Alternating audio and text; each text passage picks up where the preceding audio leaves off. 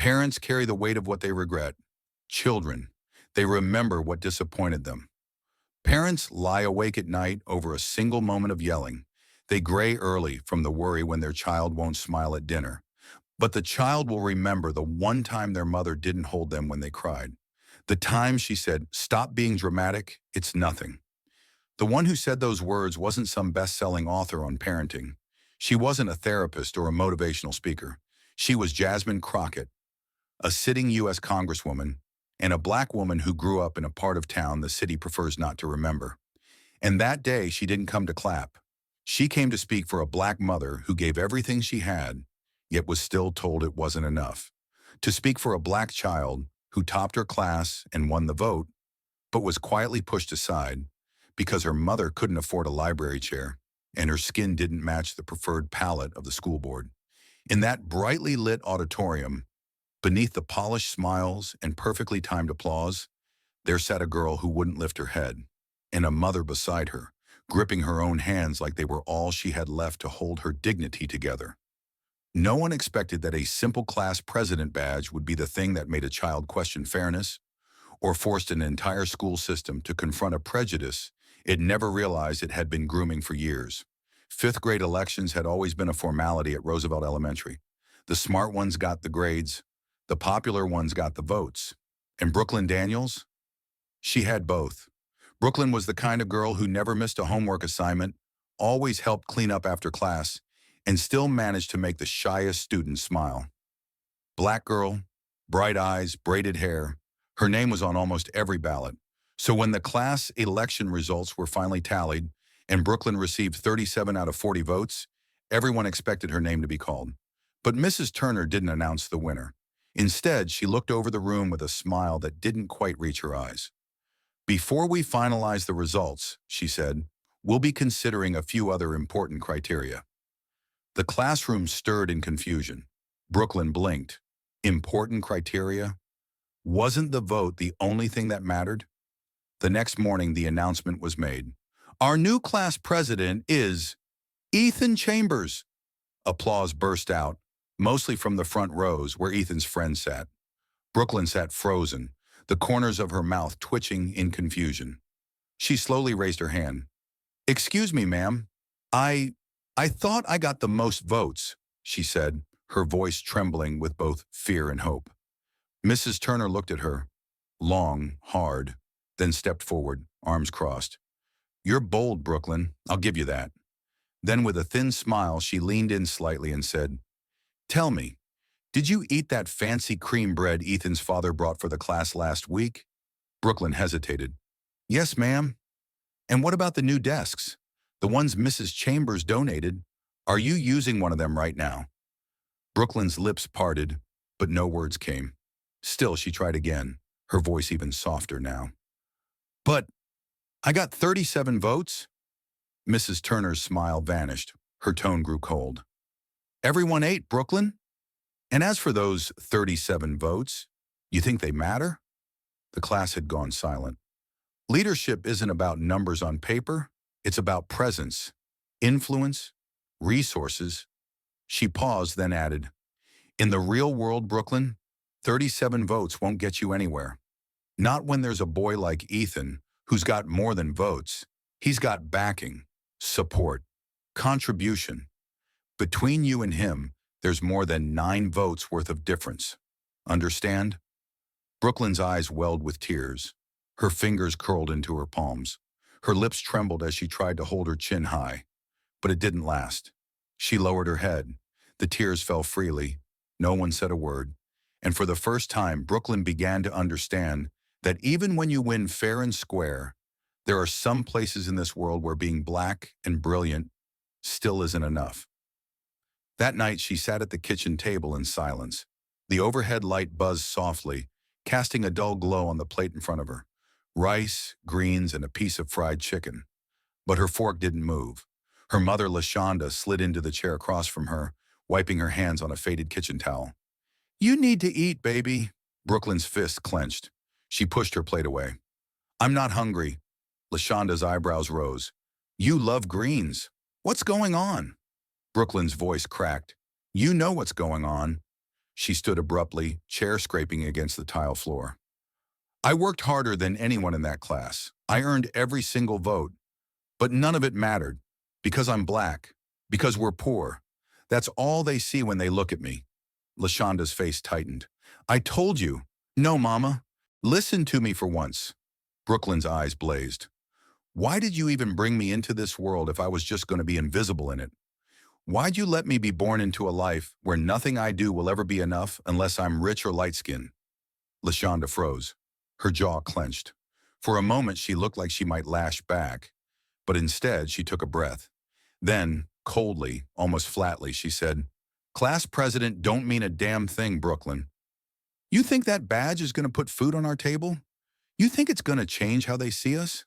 She stood up slowly, gathering her own untouched plate. You want to cry over a title?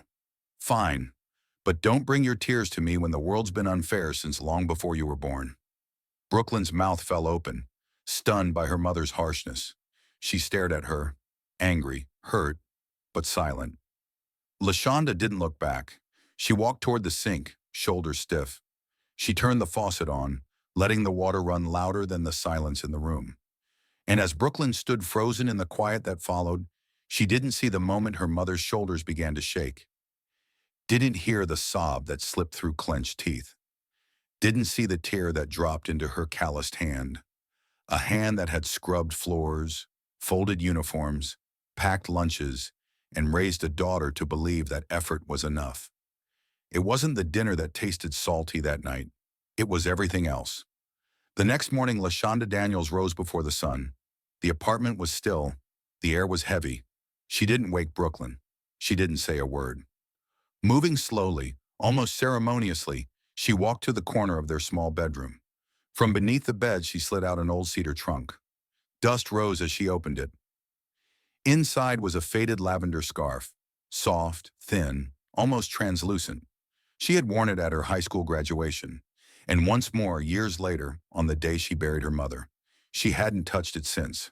Today, she draped it over her shoulders, not because it matched anything, but because it reminded her that dignity doesn't always come dressed in wealth. She stood in front of the mirror and adjusted the plainest dress she owned. It wasn't fancy, and it wasn't new, but it was clean, neatly pressed, and just enough to say, I didn't come here to beg. I came here to be heard.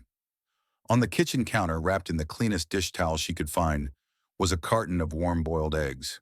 Each one had been wiped dry and marked with a faint pencil, B for Brooklyn. She'd been up since 5 a.m. preparing them. Eggs were the only thing she could afford after last week's bills. She didn't think a few boiled eggs would change anything. But still, this was what she had, and she wanted to bring them as her way of saying, my daughter may not have much, but she deserves to be chosen, just like every other child. The hallway outside the staff room smelled faintly of coffee and floor wax. LaShonda hesitated at the door, heart pounding. She knocked once, gently. Mrs. Turner was inside, sorting files, not bothering to look up. LaShonda stepped inside. The sound of her heels tapping against the tile floor seemed louder than it should have been in that quiet office. She cleared her throat softly, then bowed her head slightly as she placed the carton of boiled eggs on the desk. I brought some boiled eggs for the teachers and the children. Miss Turner finally looked up. Her eyes flicked over the carton, then up to the woman in the faded lavender scarf. A pause, then a smile, but not the warm kind. It was thin and cold, like a razor slipped into velvet. You know, Miss Turner tilted her head, her voice honey-sweet and sugar-sharp. With that many, maybe 3 kids could have breakfast. She let out a soft chuckle, a sound with no warmth, only weight. Leaning back in her chair, arms crossed, she added, meanwhile, Ethan's parents, they funded the new library, furnished the computer lab. Do you really think a few eggs could buy a class presidency?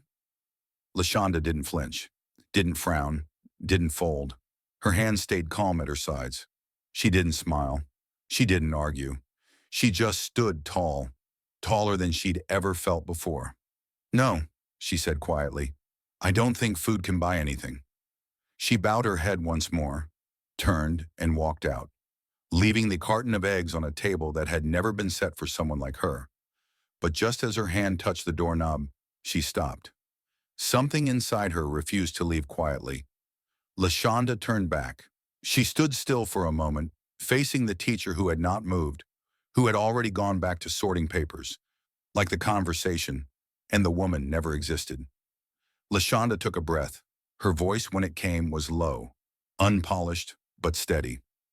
I didn't come here to list my daughter's achievements. Her hands trembled slightly, but her gaze held steady.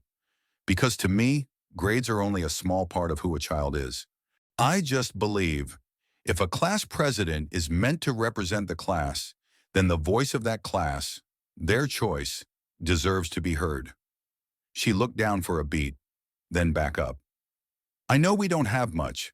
I know our name doesn't hang on the wall, but all I'm asking for is a second look. Her voice cracked just slightly, but she didn't stop. Just once in her little life. Let her believe that hard work still counts, that even if her mother works night shifts and can't bring cupcakes to school, she can still raise a child who matters. Silence, the kind that fills a room not because people are thinking, but because they refuse to. Mrs. Turner didn't respond. She didn't look up. She just continued flipping pages. LaShonda stood there for a long second, not defeated but emptied. Then she bowed her head once more and walked out, leaving not just a tray of dumplings behind, but a quiet kind of grief that no one in that office would name, but that would linger. The next morning, the same hands that trembled yesterday now tied Brooklyn's hair in silence. No one mentioned the tray of dumplings. No one brought up what the teacher had said, but between the mother and daughter there was a different kind of quiet, heavier, more fragile. Brooklyn didn't say a word. She simply followed her mother to school, where today's award ceremony would take place. The auditorium buzzed with polite clapping. The lights glowed on stage. Teachers lined the front row, parents smiled for photos, and students sat with straightened shirts and freshly combed hair. Ethan Chambers' name was announced. He walked up in a sharp little blazer, a shiny badge pinned to his chest. Class president. His parents, seated proudly in the front row, beamed with satisfaction. After all, they had just donated the new library wing. In the very back row, Brooklyn sat still beside her mother. Her gaze dropped to her lap. Her mother, LaShonda, didn't clap, didn't speak. Her hands curled tightly in her lap. From the guest section, one person didn't clap either. Jasmine Crockett. Once a student at this very school, its only black valedictorian 2 decades ago, now a sitting congresswoman, Crockett had been invited back as an honorary guest. But while others watched the stage, she kept her eyes on the back row, on Brooklyn, on the mother beside her. There was something in their silence that struck too close to home, too familiar, too personal. Crockett leaned toward an old teacher she recognized. That girl in the back. Who is she? Why do her eyes look just like mine did at 10? The teacher hesitated, then replied quietly, That's Brooklyn Daniels. She's top of her class, straight A's, great behavior. She actually got the most votes in the student election. Crockett frowned. Then why isn't she the one up there? The teacher lowered her voice even further. The school chose Ethan instead. His family's a major donor. They funded the library upgrade. And Ms. Turner thought he was a better face for the school. Crockett closed her eyes for a moment. Then she stood. The applause began to fade. Heads turned. Everyone looked toward the tall black woman in black sleeves rising slowly from her seat. Her voice wasn't loud, but somehow it carried. Forgive me for interrupting, but something needs to be said. The room fell still. I was once a student here. I got 35 votes too, but I was disqualified because my mother didn't donate computers, because we didn't have enough to sponsor a lunch, let alone a library wing. And that's when I learned, early on, that fairness isn't always in the curriculum. She stepped forward, her eyes calm but cutting. If today we clap for a child because of their parents' checkbook and ignore the one who worked the hardest, simply because her mother works 2 jobs and brings nothing but her own hands, then we, the adults, are the very first bad lesson these children are learning. Ms. Turner, still standing beside Ethan, stiffened. Ethan's fingers clenched around the badge on his chest. No one moved, not because they were offended, but because deep down, they all knew. What had just been said wasn't controversial. It was true, and truth has a sound of its own, a sound that needs no microphone, but silences a room in a way nothing else can. That silence stayed. It spread, not like a wave, but like a crack through glass. Quiet, sudden, irreversible. No one moved at first. Then from the middle rows, a boy in a blue shirt stood up. He looked no older than Brooklyn. His voice trembled, but not from fear, from knowing he couldn't stay quiet anymore. I think Brooklyn deserves to be class president. Whispers followed. Not the mocking kind, but the kind that sounded like a room remembering what fairness should feel like. Another girl rose. If a badge has to be bought, I don't want it. Then another, and another. Small hands raising a truth too big for their age, but carried with more dignity than the adults who'd made the decision. On stage, Ethan hesitated. He looked at the shiny badge on his chest, then at Brooklyn. He stepped down slowly, walked to the back of the room, and stood in front of her. His hands shook as he held out the badge. I'm sorry, my parents wanted me to be class president, but I know I'm not better than you. Brooklyn didn't reach out. She didn't need to, because in that moment the badge wasn't the point.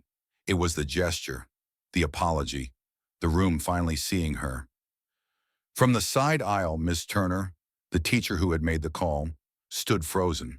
Then wordlessly, she walked toward the back, toward Brooklyn, but not to the child, to the woman beside her, LaShonda, the woman who had brought dumplings, who had walked into the teacher's office with her best dress and her quiet hope, and had walked out with both ignored. Ms. Turner stood in front of her now. She didn't try to explain. She didn't try to defend. She just bowed her head. I was wrong. I let the wrong things influence what should have been a fair decision. I'm sorry. To you, and to Brooklyn. LaShonda didn't speak. She didn't nod. But in her eyes, there was something softer than yesterday.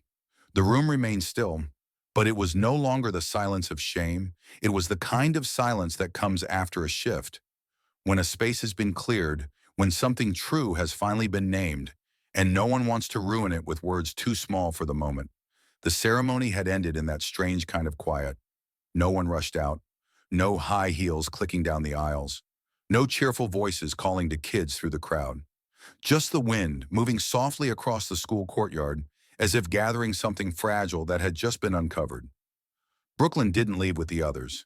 She stepped slowly toward the big tree behind the hall, the same tree she had curled under the other day, hugging her knees, eyes swollen from silent crying.